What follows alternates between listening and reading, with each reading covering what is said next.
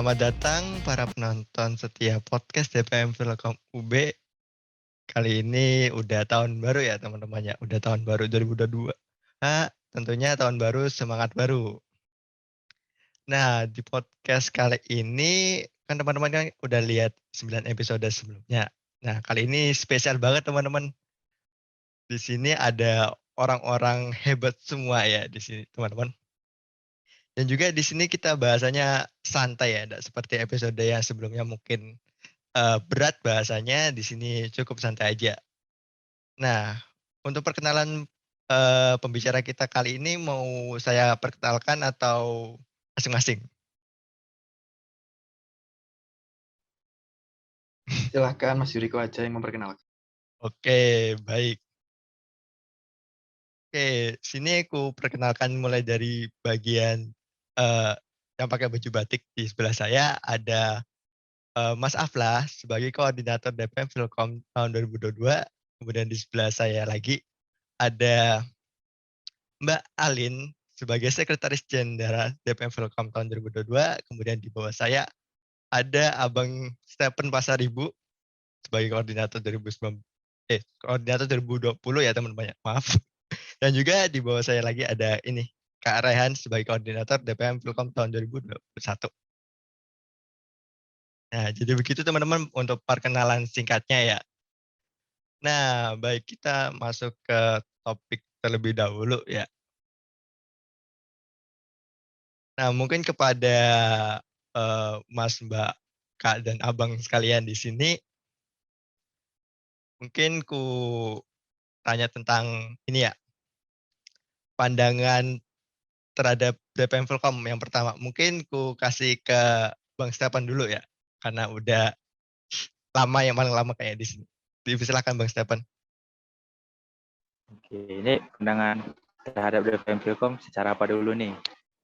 Karena kan kalau dibilang pandangan kan sebenarnya cakupannya luas.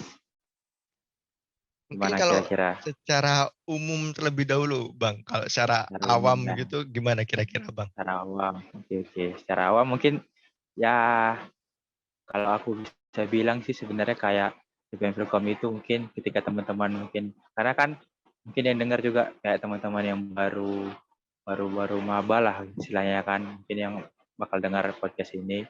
Jadi ya ibaratnya ya simpelnya sih kayak MPK pada waktu teman-teman SMA lah gitu kan, yang perwakilan-perwakilan dari tiap kelas. Nah, kalau DPM Filkom itu kan dia perwakilan-perwakilan dari tiap prodi yang ada di Filkom. Nah, DPM Filkom itu sendiri kan dia bergerak di bidang legislatif ya. Ya, pastinya yang berhubungan kayak teman DPR lah contohnya gitu kan, yang membuat produk hukum, yang juga mengawasi kinerja dari eksekutif juga. Jadi secara umum sebenarnya ya untuk mungkin dari teman-teman yang maba ya mungkin cara kinerjanya itu mirip kayak MPK pada waktu teman-teman SMA dan juga seperti bapak pejabat DPR lah yang biasanya kalian tahu lah gimana secara umumnya gitu. Aku sih gitu secara penggambaran simpelnya. Tuh mungkin ada dari teman-teman orang yang lain mau nambahin, monggo. Oke, lanjut mungkin ke Kak Rehan ya, pandangan terhadap DPM Filkom itu kayak gimana, Kak Rehan? Oke, pandangan kepada DPM Filkom itu ya sesimpel DPM adalah perwakilan mahasiswa. Kita kita yang membantu mahasiswa, kita yang mensupport. Bisa dilihat dari berbagai sudut pandang bahwa peran DPM sendiri di Filkom ya perlu nggak perlu sih.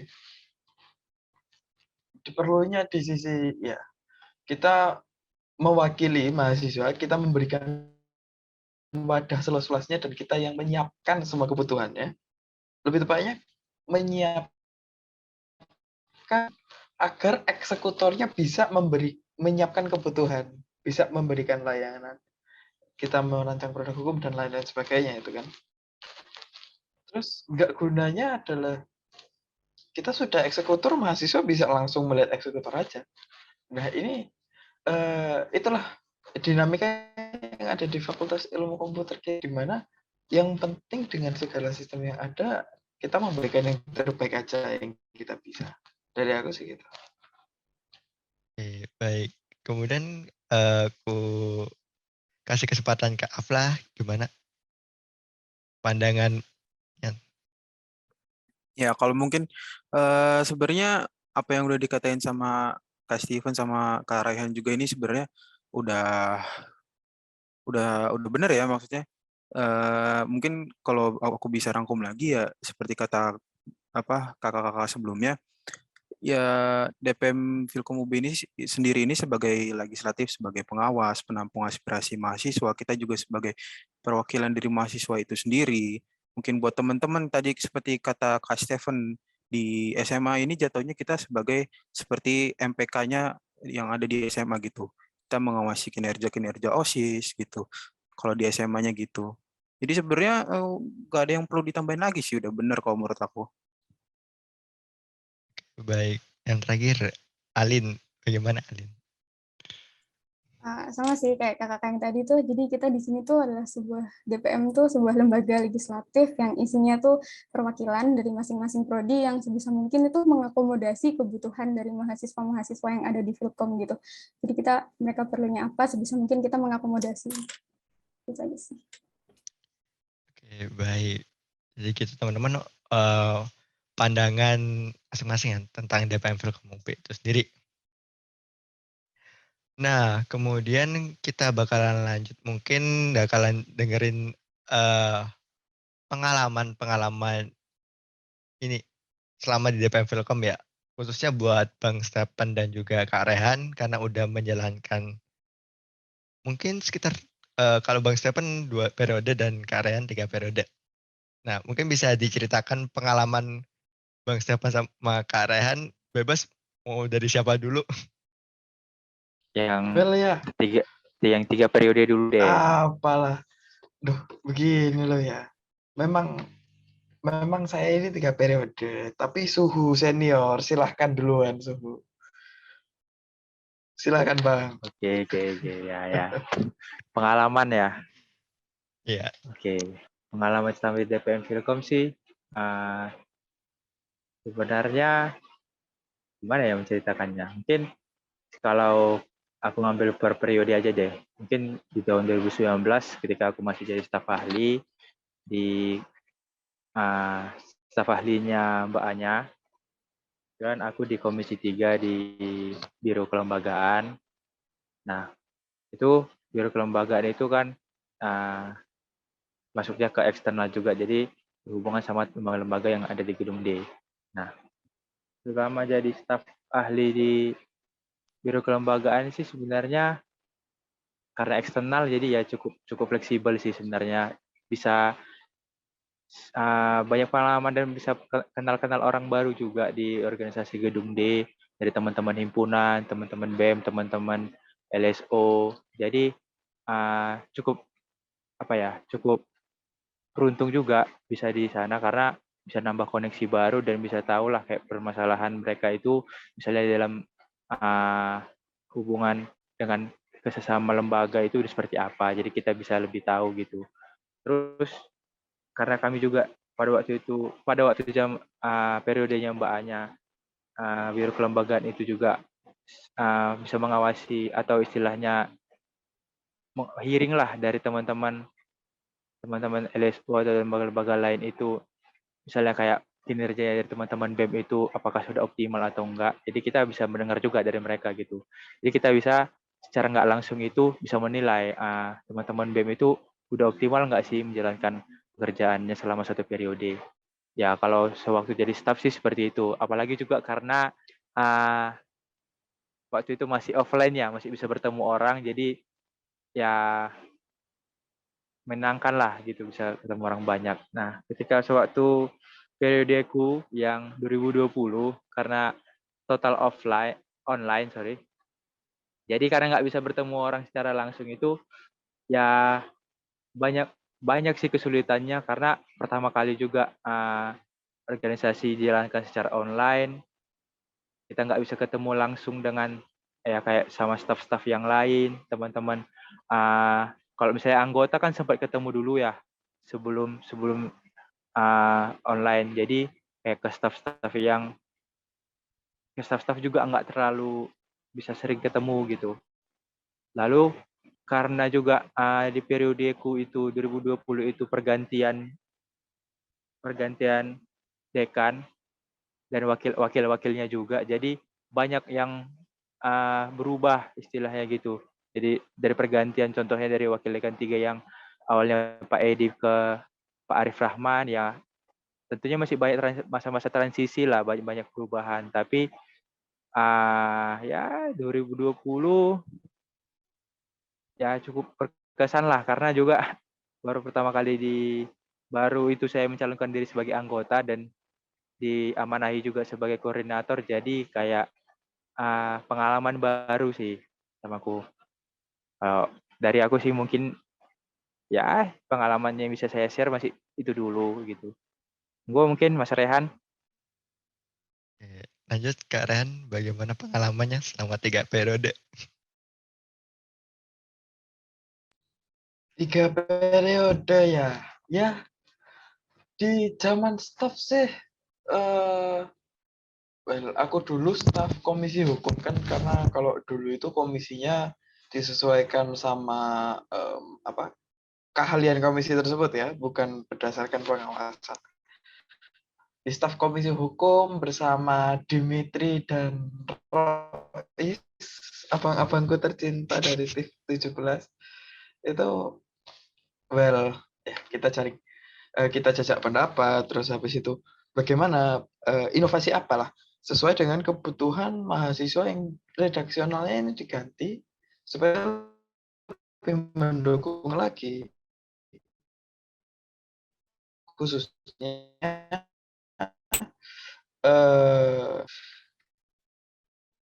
ini namanya BEM DPM ya, khususnya siswa.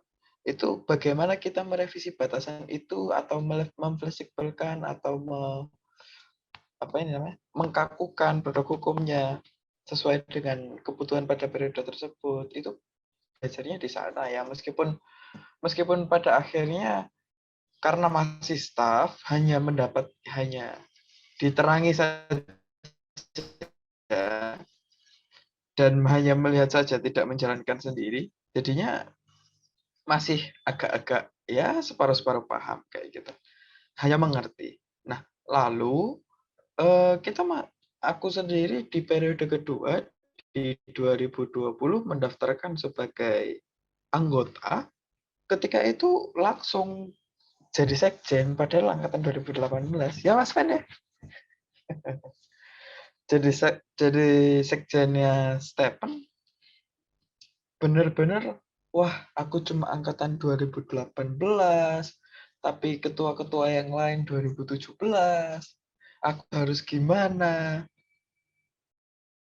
Seketika itu kayak yang aku belum siap apa-apa, belum aku waktunya, tapi semuanya udah masuk, ditampar oleh kenyataan loh, bahwa aku harus menghadapi berdiri bersanding dengan mereka yang 17 ini. Bagaimana mentalku dibentuk juga itu. Banyak aku keluar itu juga dibimbing oleh Feral, Jojo, ketua lembaga yang lain, khususnya juga apalagi sama Stephen, kalau ngomong sama anaknya itu harusnya begini. Jadi seorang ketua harusnya kayak gini. Meskipun Stephen juga baru pertama kali dia anggota, tapi kan setidaknya dia lebih tua daripada aku. Dan itu harus bagaimana bersikap ya diajarin sama Stephen juga pada waktu itu. Terus bagaimana dalam internal ternyata organisasi ngurusin BPH ini, wah, apalagi 9 anggota yang semuanya punya hak yang sama, bisa menolak, beda dengan struktur keorganisasian lain yang dimana di atas dan yang di bawah ini cuma bisa nego, ya kan?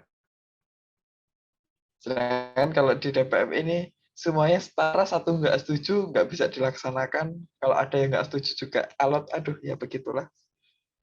Kenangan-kenangan indah. Lalu masuk ke 2021, karena ya begitulah kondisinya, yang 18 juga ternyata yang minat hanya aku dan Riko untuk melanjutkan, sehingga ya wis aku lanjut jadi koordinator dibantu Riko dan Vera dan teman-teman yang lain juga dari komisi. Di sini sih aku sendiri ya sebagai koordinator ini lebih banyak aku mendapatkan apa ya, lebih banyak input kepadaku daripada aku memberikan output. Entah kenapa rasanya demikian, meskipun ya capek, tapi bagaimana mengajari sama-sama merangkul, terus habis itu setiap proker-prokernya juga dipantau, belum lagi pengawasannya yang kepada BEM itu. Ternyata koordinator harus ngeliatin semua sisi. Aku akhirnya paham kenapa Stephen lebih memilih untuk sabar daripada melawan apa yang aku bicarakan dulu ke dia. Well, ya karena terlalu banyak yang dipertimbangkan. Dan, well, seperti itulah untuk periode 21. Gimana, Ben? Koordinator Ya, mantap gitu kan? sih ya. Ya, so-so lah, dibilang mantep enggak, dibilang enggak mantep enggak juga. Ya, Banyak begitulah. bingungnya sebenarnya. Sebenarnya apapun menjadi koordinator itu atau terlepas dari apapun jabatannya sebenarnya di DPM itu kalian dituntut untuk lebih mendengar orang lain sih.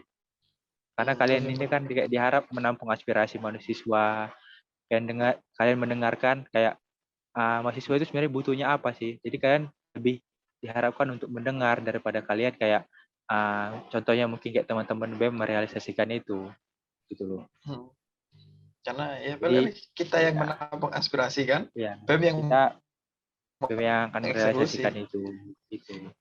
Jadi harapannya ya sebenarnya pandangannya gitu. Setelah jadi staff itu mungkin kayak karena kan masih di bawah anggota, jadi kan kayak belum terlalu tahu lah gimana kerjaannya anggota sebenarnya. Ketika sudah jadi anggota dan contohnya kayak aku sama Rehan udah sama-sama pernah jadi koordinator, udah ngerti sekarang. Ternyata sebagai seorang anggota itu harus lebih mendengarkan lagi ke teman-teman mahasiswa gitu.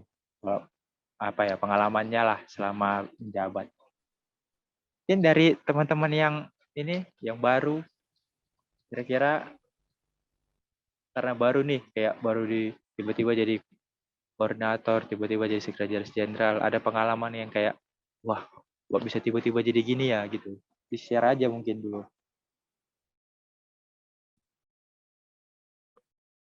Mungkin kalau dari aku dulu ya, sebenarnya mungkin di sini aku yang paling baru sih kalau bisa dibilang, karena memang sebelumnya benar-benar nggak ada lah bisa dibilang yang namanya ikut jadi staf keorganisasian atau semacamnya, benar-benar baru banget. Dan di sini aku langsung ditunjuk sebagai untuk menjadi koordinator di periode 2022 ini. Dan menurutku gimana ya, meskipun aku sebelumnya belum pernah masuk dalam keorganisasian, tapi aku pernah setidaknya ikut kepanitiaan di sana juga diajarkan maksudnya gimana caranya teamwork dan semacamnya lah, soft skill juga. Dan setelah mungkin baru bentar ya merasakan masuk di keorganisasian ini, meskipun memang belum dilantik juga, tapi juga udah maksudnya ya rapat-rapat gitulah sama anggota-anggota juga, ngerasain gimana oh ternyata kayak gini toh rasanya, gimana bahas-bahas produk hukum dan semacamnya. Kalau dari aku sendiri buat jadi koordinator itu merupakan suatu amanah dan tanggung jawab yang besar ya kalau bagi aku, dan memang harus dikerjakan dengan sebaik mungkin, dan juga kita sebagai koordinator bertanggung jawab atas seluruh anggota-anggotanya juga gitu. Dan kalau dari aku sendiri merasa nggak ada gimana ya, mungkin awalnya masih nggak nyata gitu ya, soalnya waduh nggak ada apa-apa tapi tiba-tiba udah harus jadi ketua nih gitu. Tapi dengan hal itu juga aku merasa berarti aku sudah diberi kepercayaan gitu. Dengan akunya diberi kepercayaan seperti ini, tinggal aku amanah dalam menjalankannya. Gitu sih kalau dari aku. Dan juga aku ingin menerapkan biar kita dalam mengerjakan sesuatu nantinya harus bisa bersama-sama. Jadi tidak ada satu anggota yang merasa terbebankan gitu. Jadi semua bisa merasa nyaman dalam keorganisasian ini. Gitu sih kalau dari aku. Dari aku sih, ini mungkin bukan pertama kalinya aku di legislatif ya. Cuman aku waktu kemarin kan di prodi gitu. Tapi menurutku kayak beda banget gitu. Waktu di prodi tuh mungkin workload-nya lebih dikit dan lingkupnya juga mahasiswanya yang di anu lebih dikit juga. Dan waktu itu aku juga cuman jadi kayak anggota komisi gitu kan, jadi staff juga. Mungkin aku cuman tahu kayak apa yang perlu dilakuin sama komisiku gitu. Aku kurang kayak tahu tentang yang lain. Terus kan ini aku jadi sekjen, aku juga perlu kayak tahu nih komisi yang lain ngapain dan lebih kayak overall aja job desk-nya, jadi kayak this is something new gitu buat aku juga. Dan kayak yang dibilang Afla tadi sih, kita nyoba buat kayak rapat-rapat nyusun, tadi ada kita nyusun buat etika DPM, itu aku belum pernah sih waktu di legislatif kemarin kayak gitu. Dan this is new experience gitu, waktu diskusi ini gimana nih benernya, ini kayak gimana, terus waktu debat ini kayak gini, enggak ini kayak gini, itu kan kind of fun sih gitu menurutku. Sesuatu yang baru banget gitu. Dan hopefully sih aku sama Aflah ke depannya bisa gitu buat tanggung jawab ini. Bismillah.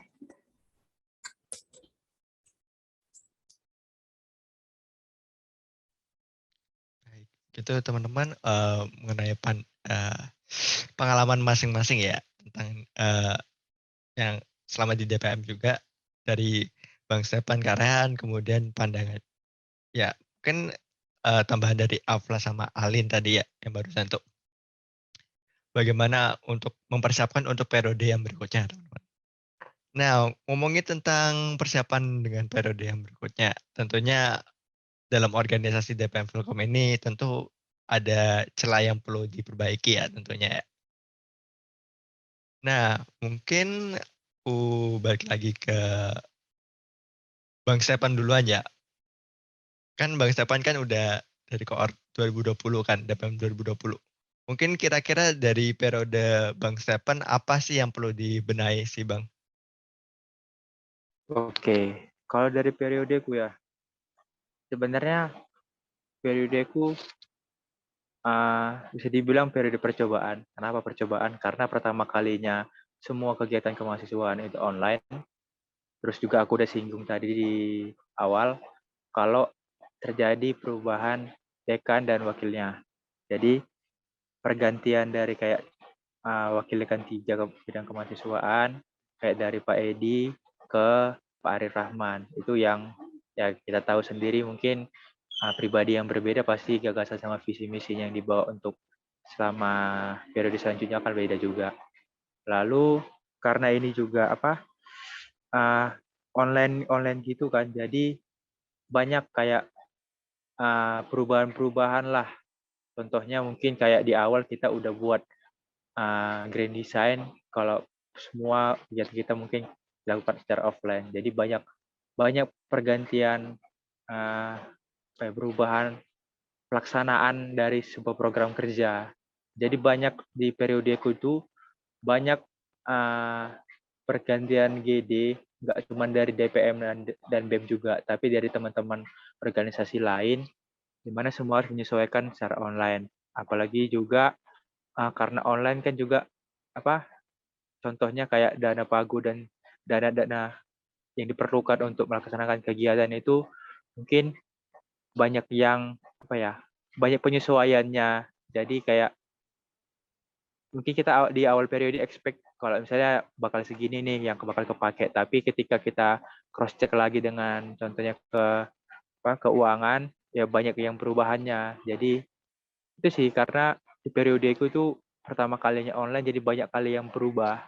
Terus juga mungkin karena pertama kali online juga, jadi kayak komunikasi ke teman-teman yang contohnya ke himpunan deh, legislatif himpunan itu kan biasa kita juga antara kita dan mereka itu kan ya sering saling berinfo, berkabar-kabar gitu. Karena juga ini online, jadi kita nggak bisa kayak langsung gitu kita tahu info mereka itu seperti apa gitu ya. apalagi juga ini sih yang paling kerasa itu contohnya kayak kita mau pengawasan deh, contohnya pengawasan program kerja dari BEM. Untuk mengumpulkan teman-teman yang contohnya akan ikut ke pengawasan itu kan biasanya kalau kuliah kuliah offline sorry, masih kayak bisa tuh ganti-ganti shift gitu tuh kayak misalnya ada yang mau kelas nanti ada yang nggak yang kosong bisa digantikan untuk datang ke mengawasi secara langsung. Ini karena online gitu kan ya mungkin tetap bisa juga digantikan tapi kayak aku rasa masih kurang maksimal karena kayak kita jadi kayak bolong-bolongan ada juga beberapa kali ketika kita pengawasan tapi sambil juga kelas jadi kayak kurang maksimal lah untuk kita mengawasinya juga. Terus apalagi ya?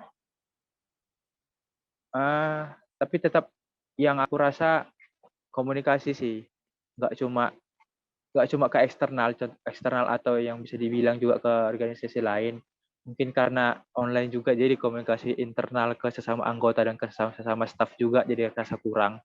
Jadi ya mungkin ya yang aku rasakan dan yang terjadi juga di periodeku ke semua beberapa anggota itu karena online itu ya agak sulit dihubungin dan kurang merangkul teman-teman staf yang lain. Jadi ada yang merasa kayak ditinggalkan gitu atau diterlantarkan gitulah istilahnya sama anggotanya yang di komisi tersebut. Ya aku apa ya? Aku sih sebenarnya berusaha untuk merangkul semua teman-teman staf, tapi kan aku juga harus merangkul teman-teman anggota. Jadi aku nggak bisa merangkul semuanya, nggak bisa menjangkau ke semuanya. Jadi gitu sih. Apa namanya? Struggle di periodeku seperti itu. Karena ya banyak penyesuaian dari offline ke online. Ya dari pergantian wakil dekan gitu. Paling gitu sih kalau dari periodeku. Oke, lanjut. Mungkin Mas Rehan. Ya, keren. Periode 2021.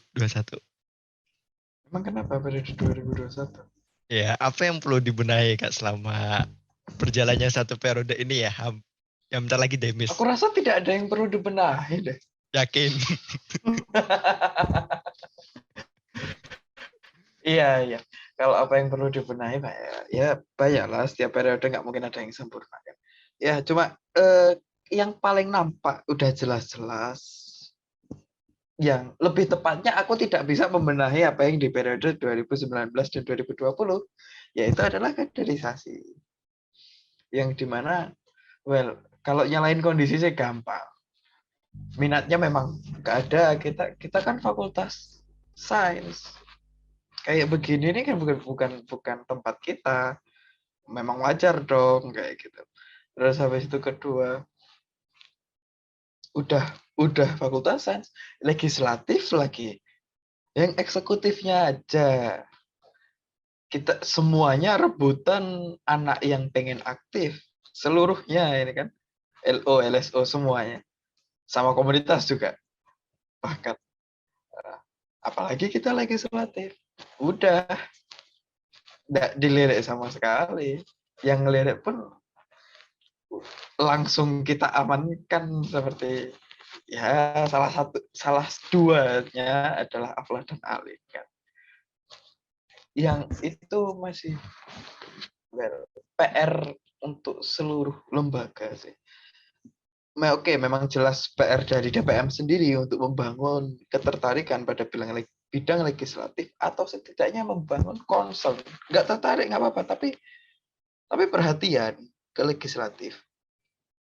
Khususnya untuk angkatan tahun ketiga, yang dimana berarti ya kalau kayak berada di depan Aflah sama Alin itu di angkatan tahun ketiga ini concern karena legislatif ini bidangnya perancangan kayak gitu. Itulah itu yang kayak Stephen tadi bilang, zamannya Stephen zaman peralihan, mulai kita mulai ke arah yang baru lah sama-sama. Di zamanku ini mulai merintis. Nah, harapannya di 2022 nanti ini bisa lancar jalannya, khususnya untuk tadi membangun ketertarikan dan keperhatian terhadap legislatif di periode 2022 sehingga 2023 yang penting secara umum mahasiswa tahu lah legislatif itu sebenarnya ngapain dan pentingnya itu gimana. Udah tahu pentingnya tapi nggak ada yang mau ya. Nah ini bagaimana dari khususnya program studi itu pengen punya perwakilan atau enggak, sesimpel itu. Kalau mahasiswa di program studi tersebut nggak pengen ada yang mewakilkan dia, nggak usah ada DPM, nggak apa-apa. Karena kan produk hukum itu yang kita kayak undang-undang, ADAR itu sebenarnya mengganti isinya itu semudah membalikkan telapak tangan. Disetujuinya yang susahnya mati-matian. Ya kan? Kalau ganti tinggal ganti. Order tinggal order bahwa seperti di sidang kemarin misalkan kita karena adanya kekurangan kan dari program studi terus habis itu gimana kalau dari program studi A enggak usah aja kan sempat ada order kayak gitu. Terus kalau nggak salah satu ada yang bilang saya rasa sih memang nggak adanya perwakilan dari program studi tersebut nggak apa-apa. Toh program studi itu sendiri yang minta sehingga dia tidak keberatan dan DPM bukan keperluannya dia. Masuk akal. Jadi ya program studi itu dalam satu periode ke depan urusannya tidak akan tertampung dalam artian apabila BEM membuat suatu kebijakan yang barangkali tidak mengindahkan program studi tersebut. Ya DPM nggak bisa belain program studi itu karena nggak ada anggotanya dia. Sesimpel itu kan. Karena BEM kita di periode ini di 2021 mulai merancang gimana dari sistem dulu gimana yang harusnya yang benar ya. Kayak BEM sebagai eksekutor dia bisa membuat keputusan presiden. Terus habis itu proker-prokernya yang juga bisa menggait atau bagaimana merangkul dari seluruh HMPS lalu dia juga bisa membuat keputusan terhadap LSO tertentu. Ya meskipun pada akhirnya tetap harus melalui MKPM, tapi dia bisa punya hak spesial untuk mengajukan kepada MKPM kan. Di MKPM baru mahasiswa keputusan bersama. Di mana dengan kekuatan dari BEM itu tadi, di sinilah peran DPM untuk mengawal segala kebijakan yang dibuat oleh BEM, termasuk dalam salah satu contohnya misalkan kayak alur dan kurikulum kaderisasi. Itu kan semua diatur mengenai kaderisasi kita di Filkom ini. Apabila ada yang melenceng dari situ, terus habis itu merugikan salah satu pihak, yang harus take the action ya DPM karena termasuk kebijakan BEM. Nggak ada DPM, ya tidak bisa dilindungi.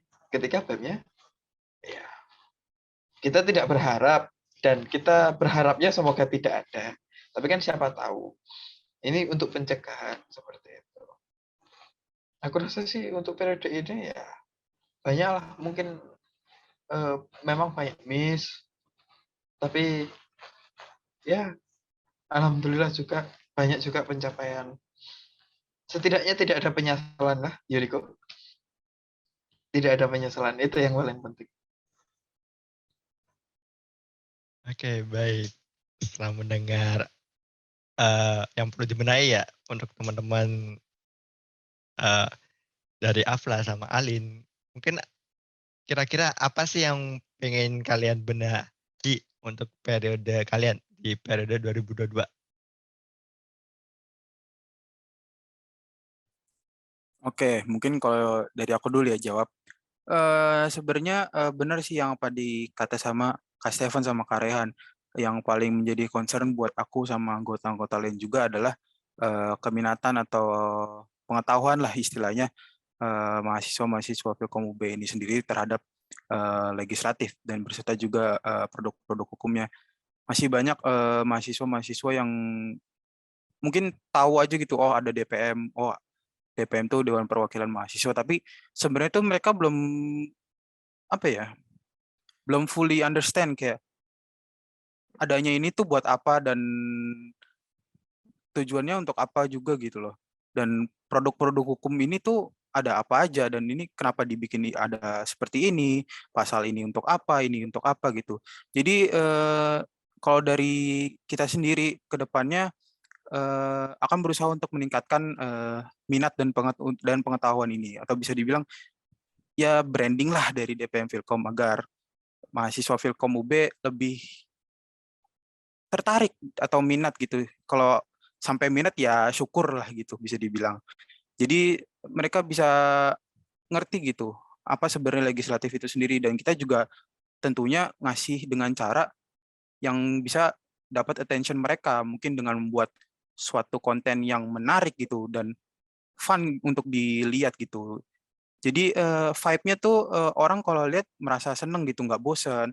Seru juga ya ternyata di legislatif tuh, meskipun ya memang ada tanggung jawab yang benar-benar serius harus dikerjakan, tapi ada apa ya maksudnya, ada momen serunya juga gitu loh maksudnya. Jadi nggak dikira bakal boring aja gitu terus gitu. Kalau dari kita sih pastinya gitu. Mungkin ada Alin mau nambahin? Ya sih, yang perlu diperbaikin tuh benar dari segi branding itu tadi tuh, kayak minat-minatnya para mahasiswa Filkom buat join di legislatif itu tadi kayaknya kecil banget gitu loh. Mungkin sama kayak yang dibilang apa tadi, mereka udah tahu dan paham tapi kurang tertarik. Jadi kayaknya yang perlu dikembangin lagi tuh gimana caranya kita bisa bikin DPM tuh suatu lembaga yang kayak menarik gitu. Misalkan mungkin mereka lebih tertarik ke BEM. Mungkin kita bisa cari tahu kenapa sih mereka tuh kayak lebih, misalkan disuruh milih nih mau masuk BEM atau masuk DPM, milih BEM dong, kenapa sih? Nah mungkin di situ kita bisa perbaikin apa sih yang kurang dari DPM biar bisa lebih diminatin sama yang lain, dan mungkin bisa kayak kita tingkatin lagi kayak misalkan nih staff-staffnya DPM tuh gimana caranya biar mereka tuh juga mau gitu loh buat lanjut lagi di DPM, bisa berkembangkan. Biasanya anak BEM tuh mereka banyak banget yang sampai berapa periode, sedangkan DPM mungkin agak rare gitu ya. Jadi kita gimana caranya biar mereka tuh bisa senang dan mau stay gitu loh, bisa ngelanjutin DPM ini sampai ke depannya gitu. Oke, baik, dari hal yang perlu dibenahi, sekarang kita bakal lanjut ke tantangan ya. Kan selama satu periode tentunya ada sebuah tantangan ya, sama menjalankan periode tersebut. Mungkin kalau dari Bang Stephen, tantangan periode 2020 bagaimana Bang? Tantangan periode 2020 corona, udah. Singkat, padat, dan jelas. Oke. Karena kan gara-gara corona ya banyak perubahan, banyak yang terjadi lah pokoknya. Jadi sebenarnya tantangan yang paling besar di periode itu sebenarnya itu corona. Karena ya siapa yang menyangka sih tiba-tiba ada pandemi yang sampai sekarang kita masih ada sampai sekarang lah gitu kan. Dimana awalnya kita berharap ya masih bisa tetap muka, kita bisa menjalankan organisasian dengan ya offline lah, ketemu di kampus, belajar di kampus. Tapi tahu-tahu pandemi menyerang, ya itulah. 2020 itu ya memang masa-masa peralihan, semualah peralihannya banyak.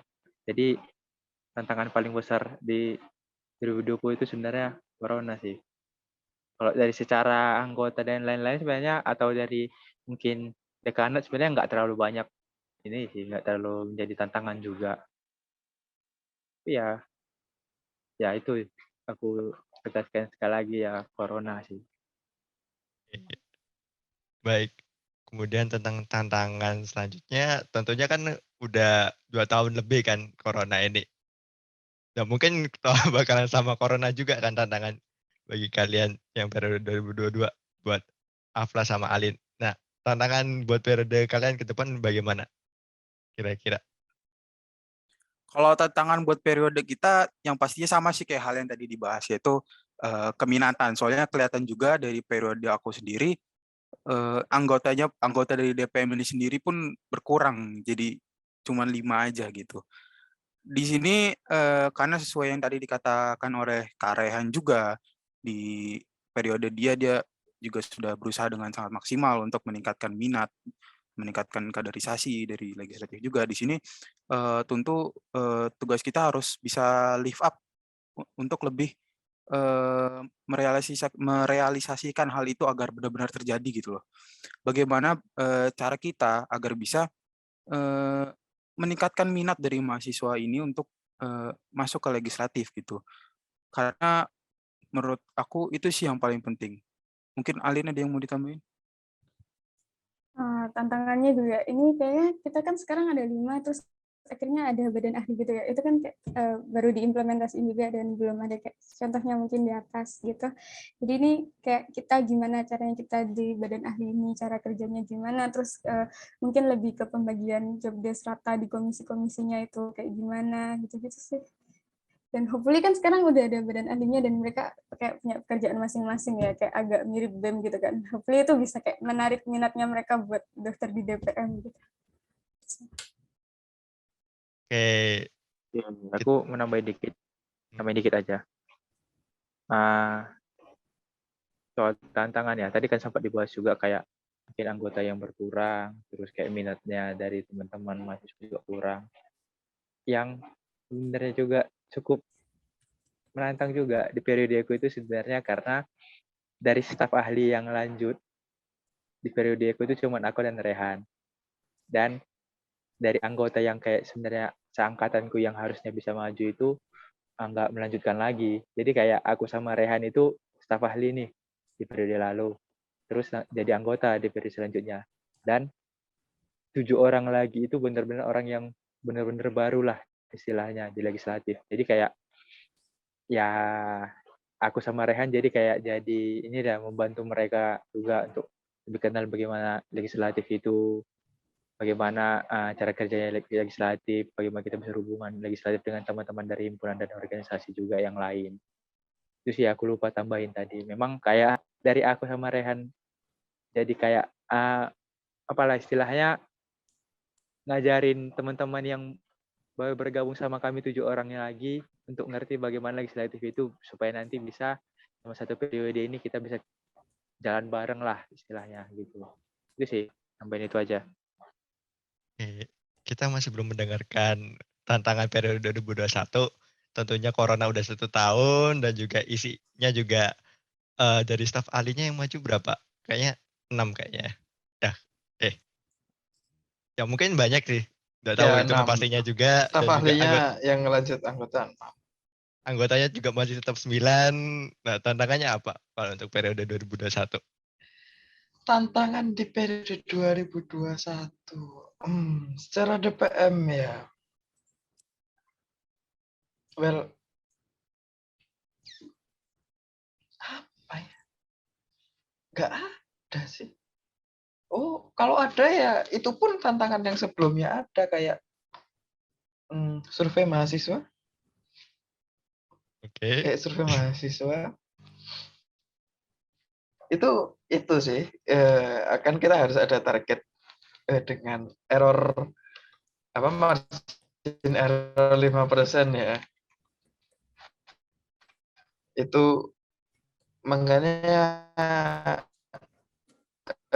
kayak misalkan program studi itu harus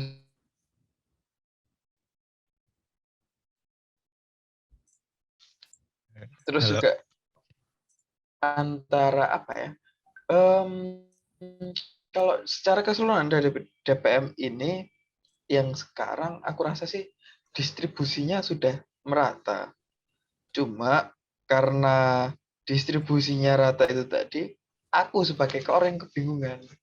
Harus ke komisi ini, harus ke komisi ini, ke komisi ini. Ke sana, ke sana, ke sana. Belum lagi urusan sama semua lembaga yang lain. Terus gimana BEM-nya? Aku ngobrol sama Fadil. Karena kan benar-benar di periode ini beda dari 2020 yang dimana eh, kayak aku sama Fadil komunikasi udah kayak orang pacaran lah. Kalau nggak ada kabar itu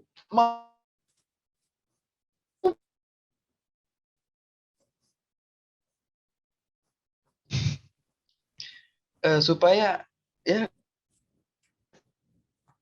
organisasian dari lembaga mahasiswa Fakultas Ilmu Komputer ini biar bisa jalan terus sistemnya, karena kan juga periode ini seperti yang saya bilang tadi di 2021 kan membangun apa ya, sistem baru atau menyempurnakan sistem yang ada, dari pembaruannya mulai dari sistem, sehingga teman-teman khususnya ini biasanya LSO yang belum mengerti, atau mungkin BEM-nya juga atau HMPS-nya juga dari sistem yang berusaha diangkat DPM ini kayak gimana yang baru itu, otomatis aku sendiri harus mengajarkan ke Fadil supaya Fadil bisa bantuin aku mengajarkan ke teman-teman yang lain bahwa kita itu harus kayak begini loh. Terus menyelaraskan juga dengan dekanat, dekanat dengan kemauannya yang seperti ini, memiliki target-target yang luar biasa hebatnya, luar biasa spektakuler targetnya, yang juga mahasiswa ini kita sudah disupport apa yang kita bisa lakukan dengan sumbangsih kita, kayak gitu. Menyelaraskan itu semua tadi yang itulah mungkin itulah menyelaraskan antara mahasiswa dan dekanat. Aku dan Fadil bingung, apalagi baru ya SIMKAT Mawa di periode ini. Itu dia. Dan dalam implementasinya SIMKAT Mawa yang diberikan dalam proposal ternyata salah. Apa yang kita masukkan di proposal sama satu periode ini salah, dan dekanat mau memberikan evaluasi sekaligus pembekalan untuk periode baru nantinya. Nah, itu yang aku harap teman-teman wajib tunggu lah, supaya berjalannya periode depan bisa lebih selaras lagi, khususnya BEM, DPM bersama dekanat juga. Oke, selanjutnya dari kita udah mendengarkan tantangan, tentu selama menjalankan satu periode terdapat cerita-cerita tersendiri ya yang mungkin paling mengenang di masing-masing pribadi. Mungkin dari Bang Stephen mungkin bisa cerita cerita apa sih yang mungkin yang bakalan Bang Stephen itu kenang gitu loh setelah selepas dari menjadi koordinator DPM periode 2020. Kenangan ya selama jadi koor. Kenangan mungkin apa ya, bisa satu periode bareng sama teman-teman ketua organisasi juga yang hebat-hebat juga, yang apa ya, suportif lah selama satu periode. Terus juga mungkin ke teman-teman staff yang udah banyak ngebantu selama satu periode, teman-teman anggota juga. Juga dari dekanat yang khususnya Wadek 3, Pak Edi yang juga dulu sering aku sering istilahnya kayak minta nasihat, minta masukan untuk menjalankan organisasi selama satu periode. Sama Pak Arif Rahman juga, mungkin karena kayak Bapak itu masih baru, jadi kayak mungkin banyak trial and error-nya juga. Yang paling kenangan itu sebenarnya sih ya mungkin ini sih diklat sih, karena kan mungkin kalian 2 periode setelah aku ini kan nggak ada diklatnya secara offline ya. Jadi yang paling kerasa itu memang diklatnya masih offline, masih bisa ketemu teman-teman staff dari BEM sama DPM, bisa marah-marahin orang juga kayak sekali gitu kan. Terus apa lagi ya, mungkin kenangan untuk sidang gitu kan, nunggu orang untuk bisa mulai sidangnya, joki anggota sidang biar bisa mulai sidangnya, gitu-gitu sih. Kayak pengalaman apalagi ya, mungkin nggak terlalu banyak juga yang berkesan yang bisa aku ceritakan lagi karena kebanyakan online semua gitu loh. Juga paling ya karena pas di akhir periode sih kayak jadi SC untuk pemiluan dan ketemu teman-teman dari 2019 yang lain juga selain dari staff, dan juga bisa jadi apa ya, bisa ngelihat teman-teman yang akan mengajukan periode di DPM. Ya itu kenangan sih selama jadi koordinator. Ya paling itu aja sih yang bisa aku share dulu. Monggo Mas Oke Rehan. Bang, sebentar, Karen masih disconnect. Dengar-dengar juga waktu Iya. diklat selain sebagai koor DPM, Abang jadi ini ya, donatur BEM.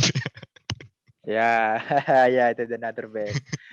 Itu urban legend. Ada cerita tersendiri tuh kalau Donatur BEM. Itu Mbak Anya, Mas Rehan, sama yang periode aku itu tahu ceritanya. Jadi ya aku agak ceritakan sedikit lah. Itu sewaktu diklat di hari kedua menuju ke hari ketiga mau ke akhir. Jadi mungkin karena malam dan juga di situ posisiku sama Preswapres BEM dan koordinator DPM sebelumnya. Jadi kami situ istilahnya kayak bisa dibilang interview lah sama teman-teman staff dari BEM kalau nggak salah. Aku lupa itu dari kementerian apa. Tapi kayaknya sih Advokesma ya, kayaknya saya ingatku. Nah, yaitu ya interview yang kayak galak-galak gitu, kayak teman-teman korlap di ini deh apa di ospek ospek ospek fakultas atau ospek kampus gitu kan. Jadi kayak pasang wajah sangar, marah-marah gitu. Jadi mungkin karena waktu itu dingin dan juga pressure gitu merekanya, jadi kayak mereka ketakutan gitu dan ngomongnya jadi terbata-bata. Jadi ya aku iseng gitu kan, nanya gitu ke salah satu peserta yang ada di situ, yang kami interview. Ya aku kasih tahu, kamu kenal nggak saya siapa gitu kan? Kayak ya bragging dulu istilahnya kan, baru dapat jadi koordinator DPM nih, bragging dulu gitu kan. Nggak tahu Kak, saya kan. Coba tanya sama sebelahnya, kasih tahu. Mas itu koordinator DPM. Oh iya iya, udah. Jadi tanya sama temannya. Udah Kak. Siapa saya bilang. Donatur BEM katanya. Itu jadi itu pengalaman lucu sih memang. Jadi karena gugup, karena dingin juga, karena pressure juga, jadi dia sampai salah ngomong gitu. Jadi karena sebenarnya lucu, jadi karena pasang wajah seram, jadi nggak bisa ketawa, jadi tahan-tahan gitu loh. Jadi sih pengalaman juga sih, kayak kenangan juga di mana baru itu aku tahu ada donatur untuk BEM gitu loh. Jadi sebenarnya kan koordinator DPM tapi salah ngomong ya gara-gara gugup. Itu sih sebenarnya itu sebuah cerita di diklat tahun 2020 lah gitu. Ada lagi mungkin? Oh, Mas Rehan masih ini ya, masih disconnect ya. Karen masih Ya, disconnect. mungkin Lanjut ke ini ya, ke teman-teman yang mungkin Aflah, Alin mau apa nanya-nanya gimana? silakan. Mungkin kalau dari aku belum ada pengalaman apa-apa sih ya, paling cuman kayak tadi rapat bareng aja gitu kan, baru awal bahas produk hukum, kode etik, struktur keanggotaan juga. Dan sebenarnya kalau dari yang aku rasain sendiri ya, sebenarnya kalau semuanya dikerjain bareng-bareng tuh mau tentang hal yang serius, kayak tentang hal yang mungkin bener-bener mumet gitu. Gimana ya, rasanya jatuhnya nyaman-nyaman aja gitu loh. Jadi di pikiran nggak kebawa bebannya. Meskipun ia tetap konteksnya ini hal yang penting gitu untuk diselesaikan, tapi kalau kita kompak gitu, terus juga bareng-bareng, sama-sama ngerjainnya, jadi semua bakal kerasa seru juga kok. malah dari sini aku juga ngerasa, oh ternyata ngerancang produk hukum pun juga terasa fun juga gitu rasanya. Karena bisa dengar opini dari teman-teman yang lain.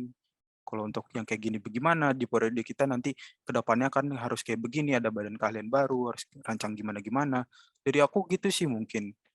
Kalau Alin mungkin gimana?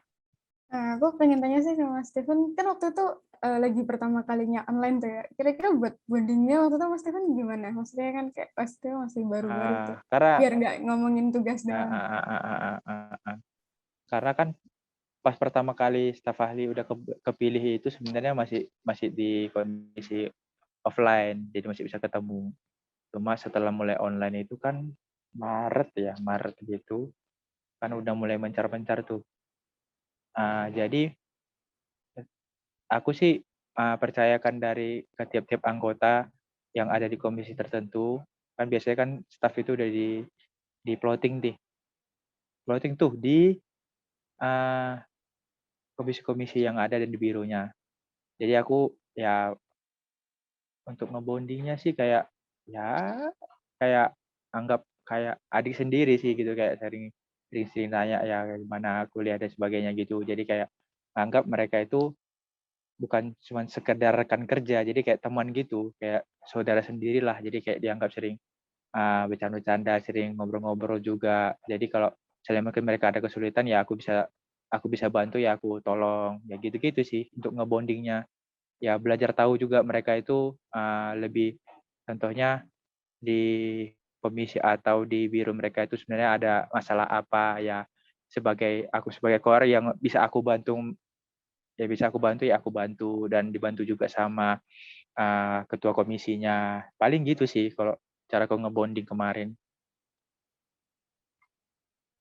Jadi lebih lebih mengenal lah stafmu ini, karena kan kayak di awalnya ketika kalian nanti open open open recruitment untuk staff itu kan kalian ya pasti wawancara mereka kan. Jadi di poin-poin wawancara mereka itu ya kalian bisa tahu contoh sifat mereka itu seperti apa. Jadi biar kalian lebih gampang ngebonding sama mereka itu.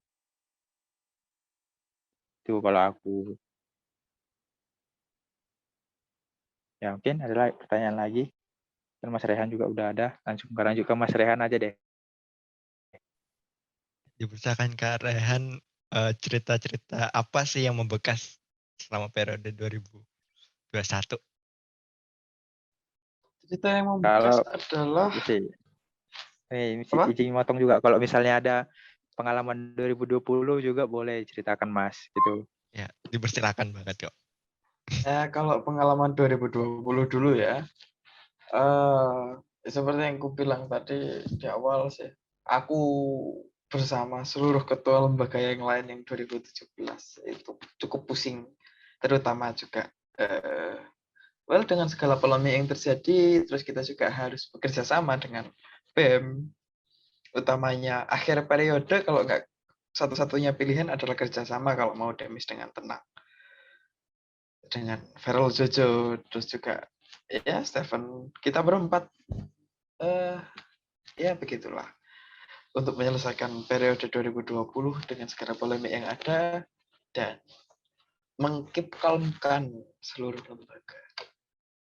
Dan sebagai persiapan ke 2021 yang dimana aku langsung estafet lanjut di 2021 ini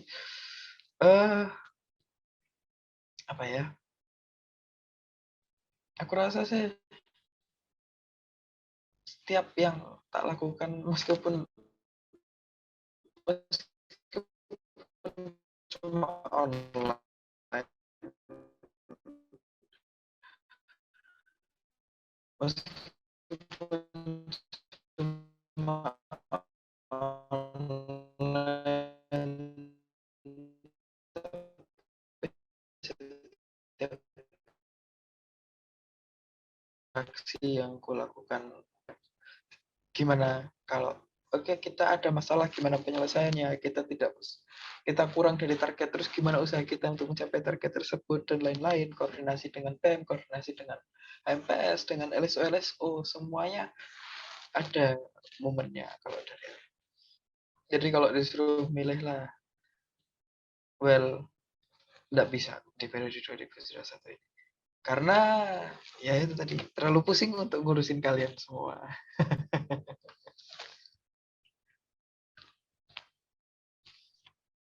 Itu tentang cerita ya, cerita di masing-masing periode. Nah, ini mungkin jadi pertanyaan terakhir. Pandangan kepada DPM Filkom tapi beda periode ya. Mungkin ku lempar dulu ke Bang Stefan lagi.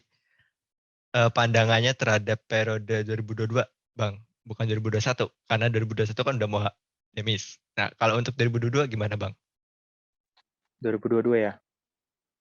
Pandangannya sebenarnya karena juga sistem baru ya, kayak anggota yang hanya cuma 5 gitu. Aku rasa paling penting itu kalian bisa maksimalin staff dulu deh. Karena percaya nggak percaya, staff itu sangat membantu ketika misalnya anggota itu nggak available gitu. Jadi maksimalin staff dan ya apa ya, anggap staff kalian itu bukan cuma rekan kerja tapi kayak saudara sendiri biar lebih apa ya, lebih enak aja kerja barengnya gitu loh. Terus komunikasi sama teman-teman lembaga itu kalau bisa nggak cuma terpusat sama teman-teman koor sama sekjen. Jadi semua anggota itu tetap bisa punya komunikasi yang baik sama ketua lembaga yang lain. Dan yang paling penting juga usahakan dari koor sama sekjen itu istilahnya akrab deh sama pres-wapresnya. Biar nanti kerja sama kalian juga lebih baik selama satu periode. Terus pandangannya lagi ya, maksimalin ini jalin relasi yang baik lah sama dekanat. Nggak cuman wadek 1 mungkin untuk urusan akademik sama wadek 3 untuk kemahasiswaan, tapi usahakan juga kayak staf-staf kemahasiswaan gitu juga kalian akrab lah, karena itu akan sangat membantu kalian sama satu periode nantinya. Jadi yang paling penting itu tetap kalian maksimalkan koneksi, maksimalkan juga komunikasi, sama satu lagi jangan malas mendengar keluhan mahasiswa. Kalau misalnya kalian nggak dapat keluhan mahasiswa itu, ya kalian mau nggak mau harus tetap jemput bola. Kalian yang harus mencari tahu gimana apa yang dibutuhkan mahasiswa di periode kalian ini gitu. Jangan kalian kayak menunggu. Biasanya mahasiswa kan ini suka nyambat ketika ada yang nggak benar. Biasanya itu nggak berani ngomong langsung. Jadi biasanya disampaikan pakai kayak apa istilahnya, kayak contoh kayak ada draft gitu baru berani ngomongnya. Jadi lebih baik kalian coba cari alternatif yang kalian bisa tetap nampung aspirasi, tapi memang dari si mahasiswanya itu jangan sampai anonim gitu loh. Jadi maksimalin yang 3 itu aja, maksimalin koneksi kalian, maksimalkan komunikasi kalian, sama jangan malas mendengar lah. Itu sih pandanganku untuk periode selanjutnya atau periode 2022 ini. Oke, lanjut ke Kak Rehan, pandangannya terhadap periode 2022. Pandanganku terhadap periode 2022 ini tentu kubuka dengan pandangan optimis ya. Khususnya mengenai regenerasi yang dimana bisa kita lihat dari debat kemarin, hampir seluruhnya itu concern dan fokusnya adalah terkait regenerasi, bagaimana penyediaan konten dan lain-lain, dan itu membawa angin segar bahwa memang dimulai dari 5 anggota yang ada sekarang benar-benar mau membangun DPM agar bisa survive ke depannya. Bukan hanya periode ini, tapi mungkin bisa 3 periode atau mungkin 5 tahun setelah periode 2022. Dan aku percaya ketika memang adanya konsep, perancangan, dan implementasi yang matang, bukan tidak mungkin bahwa DPM bisa kembali besar lagi seperti di tahun 2015. Gitu sih. Udah, kelar. Oke, lanjut ke Afra dan juga Alin. Pandangan setelah mendengar ini ya, dari cerita dari Bang Stephen, Kak Rehan, kita juga diskusi juga. Mungkin yang kutanyakan juga ke ini juga periode kalian juga ke depannya setelah mendengar dari periode 2020 dan juga periode 2021. Bagaimana? Kalau dari aku sendiri ya, mungkin pertama-tama terima kasih juga dari Kak Stefan, juga Kak Rehan yang udah bagiin ceritain pengalaman mereka dan ngasih nasihat-nasihat juga serta saran. Apalagi di sini kan aku istilahnya fresh banget nih, dan dari cerita-cerita pengalaman ini aku bisa dapat gambaran baru atau sisi baru, point of view baru, gimana sih bekerja di legislatif ini, terutama sebagai koordinator ini mesti kayak bagaimana gitu. Dan mungkin aku ke depannya masih perlu banyak belajar lagi dari Kak Stephen, Kak Rayhan juga, untuk minta saran bagaimana kayak tadi membuat mental, sikap sebagai koordinasi dan semacamnya. Dan benar sih, memang seperti yang tadi sudah dikatakan Kak Rayhan, di periode aku ke depannya akan meningkatkan attention atau minat dari mahasiswa Filkom UB itu sendiri agar DPM ini bisa survive, dan aku berharap semoga ke depannya bisa menjadi suatu lembaga keorganisasian yang besar dan juga disegani oleh banyak kalangan di mahasiswa Filkom UB gitu. Mungkin Alin ada yang mau ditambahin? Ya sih, makasih buat Mas Stefan sama Mas Rehan tadi buat nasihat-nasihatnya tadi. Hopefully kita bisa kayak implementasiin nasihat-nasihat yang tadi udah dibilangin, kayak gimana kita komunikasi di DPM juga biar semuanya tuh bisa kompak bareng. Terus hopefully kayak misalkan karena aku sekretaris jenderal, Aflah koordinatornya, tapi yang lainnya tuh nggak merasa kayak perlu gimana gitu, bisa tetap sama dan merasa kalau pendapatnya mereka tuh juga important. Kalau misalkan kayak tadi yang dibilang kalau di DPM tuh kan emang semuanya tuh sama gitu loh pendapatnya, hitungannya, jadi biar mereka bisa merasakan itu gitu. Terus hopefully bisa mewujudkan harapan-harapan yang dan kayak hal-hal yang mungkin sebelumnya tuh belum bisa diwujudkan, jadi kita bisa optimis ke depannya dari kaderisasi, branding itu hopefully bisa terwujud gitu di periodenya kita. Kalaupun misalkan nanti nggak terwujud, kita udah mencoba yang semaksimal mungkin untuk generasi berikutnya untuk bisa lebih baik.